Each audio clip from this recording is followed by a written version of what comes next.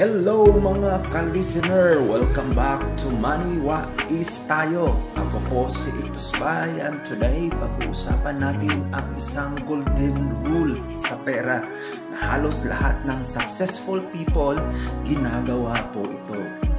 Pay yourself first. Pero teka, ano ba ang ibig sabihin nito at paano ito pwedeng magbago ng financial life natin? Tara! Himayin po natin. Ang madalas po nating ginagawa, sweldo, bayad ng bills, gastos, tapos kung may sobra, saka lang mag-iipon. Di po ba? Yun po ang ginawa mo.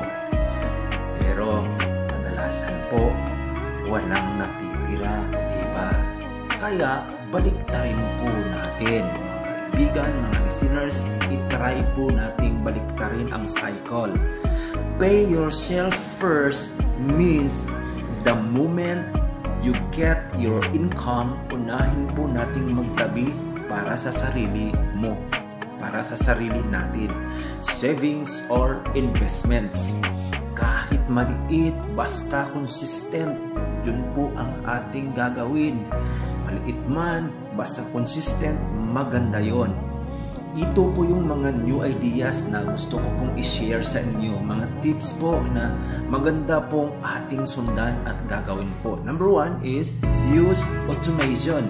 Pwedeng mag-set up ng auto transfer ng 10 to 20% ng sahod papunta sa saving account para hindi ka matukso na gastusin yun. Number 2 po, treat savings like a bill. Parang kuryente at tubig. Hindi pwedeng hindi bayaran. Number 3 po, invest the difference. Hindi lang ipon sa bangko. Pwede kang maglagay sa mutual funds, pwede rin sa bonds, o kahit small business para lumago po yung pera na ipon mo. Number 4, start small, grow big. And that's number 4. Start small, grow big. Kahit 50 pesos a day, after a year, may 18,250 ka na. Kung i-invest mo pa, mas lalaki pa yan. Remember po, kung hindi mo babayaran ang sarili mo muna, lagi kang magiging huling priority sa sarili mong pera. Diba? So mga kaibigan, tandaan natin, the first bill you pay is yourself. The first bill you pay is to yourself. Dahil kapag consistent kang nagtatabi, unti-unting nabubuo ang financial security mo.